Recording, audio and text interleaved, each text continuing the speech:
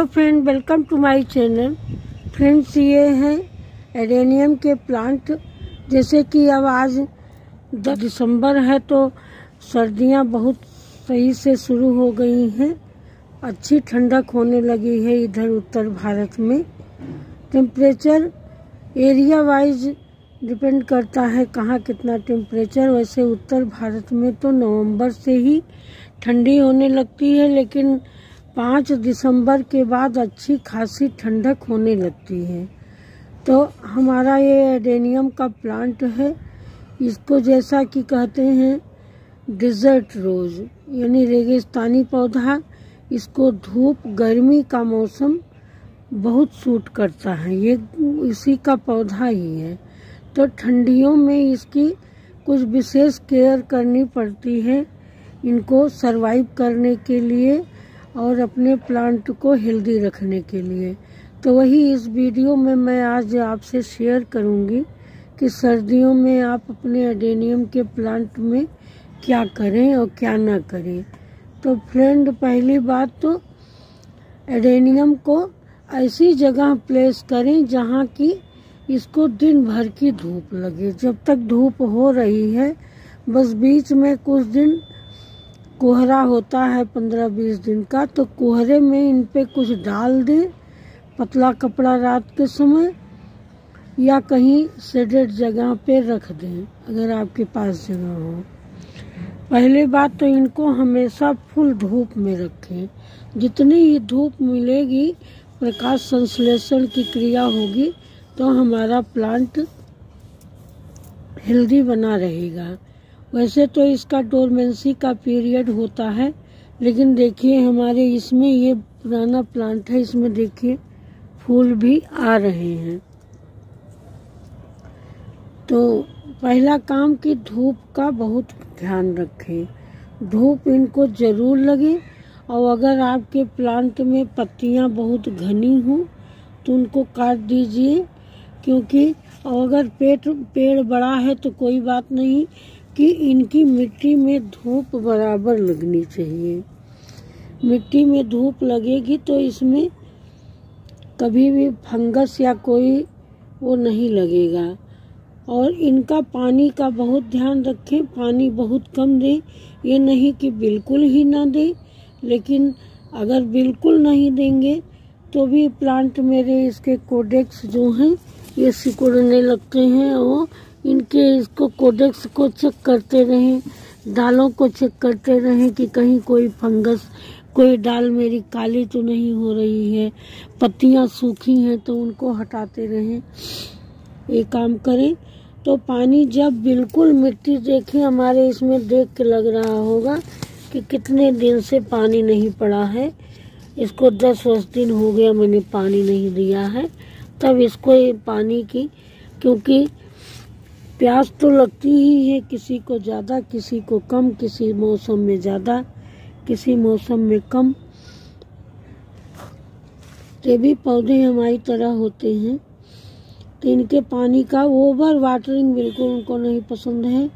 Over watering होगी तो इनमें फंगस लगेगा, जड़ें बहुत देर तक गीली रहेंगी, इनमें मिट्टी गीलापन बना रहेगा, तो जड़ों से फंगस शुरू होके मेरे पूरे प्लांट को अफेक्ट करेगा और पूरा प्लांट धीरे धीरे अंदर अंदर खराब होता जाएगा।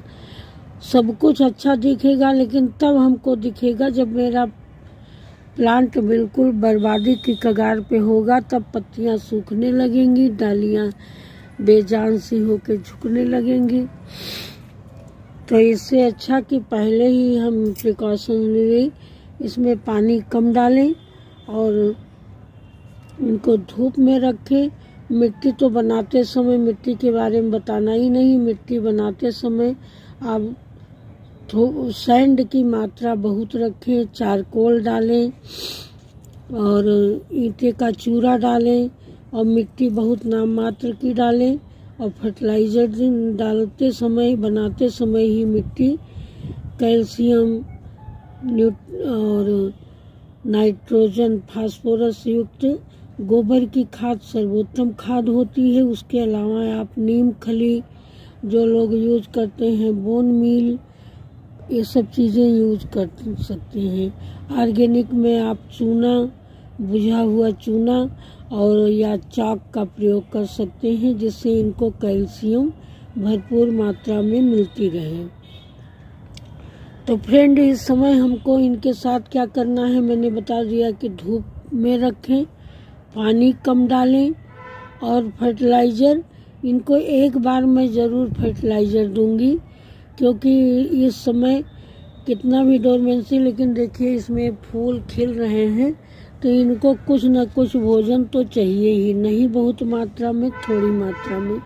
ये मेरा प्लांट बहुत पुराना है, इसको कोडेक देख के आप जान ही गए होंगे। एक लगभग 3 साल 4 साल पुराना मेरा प्लांट है। और ये इसमें मैंने 2 प्लांट लगा रखे हैं। ये देखिए, ये मेरे सीड से ग्रो किए मेरे खुद के 1 साल 1.25 साल के प्लांट हो गए हैं। इनको अभी मैंने बहुत बड़े पॉट में नहीं शिफ्ट किया है, ये छोटे छोटे पॉट में लगे हुए हैं। तो आज इनको मैं क्या फर्टिलाइज़र दूंगी वही मैं आपसे शेयर करूंगी।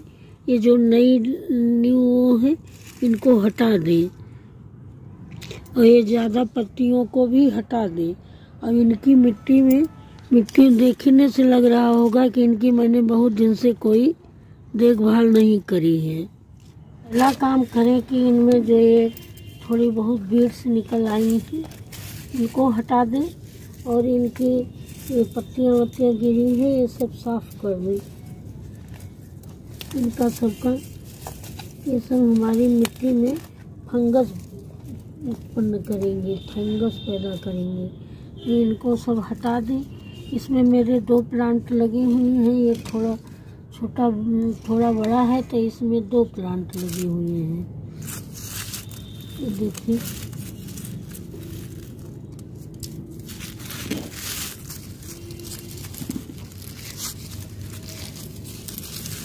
इस तरह से इनकी घास फूस हटा दें और उसके बाद किसी पतले टूल से इनकी गुड़ाई ज़रूर कर दें। इनको धूप ज़रूर लगे, धूप लगेगी, हवा बहेगी, हवा लगेगी तो ऑक्सीजन का इनको जो है वेंटिलेशन मिलेगा। इस तरह से मिट्टी की खुदाई बिल्कुल बहुत अच्छी तरह से कर लें और ये घास फूस कूड़े सब हटा दें। ये देखिए, इस तरह से मैंने चम्मच की सहायता से, क्योंकि जड़ें बिल्कुल कटने ना पाए, जड़ें कटेंगी उसी में पानी लगेगा और जो थोड़ी बहुत हम फर्टिलाइज़र, तो उससे हमारे इसमें फंगस लग सकता है। इस तरह से सबकी मैंने गुड़ाई कर दी है। इसी तरह मैं अपने वाले गमले की भी मैं गुड़ाई करूँगी। इस तरह से इसकी किनारे किनारे बिल्कुल जड़ से दूर मिट्टी को ढीला कर लें। मैं आज इसमें राख, नीम खली और पोटाश लाई डालने के लिए। इसमें बड़े वाले प्लांट में मैं पूरा 2 चम्मच डालूंगी, क्योंकि इसका दायरा भी बहुत ज़्यादा है, प्लांट में भी मेरा बहुत बड़ा है।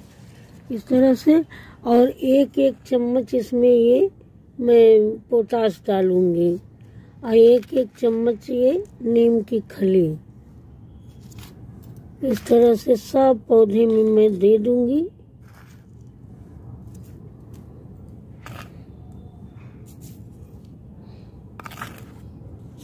इसमें डबल पौधे लगे हैं तो इसको डबल डोज चाहिए।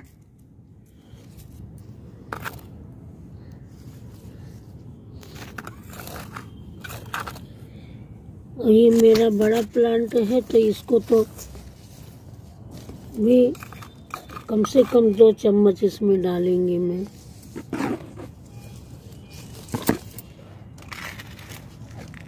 नीम खली भी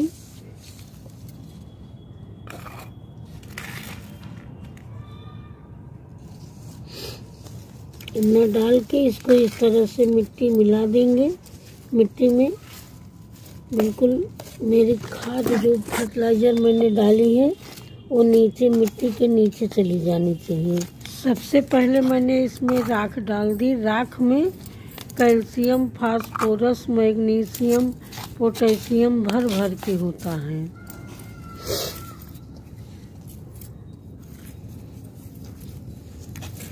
इनमें मैंने 10-15 दिन से पानी नहीं दिया है।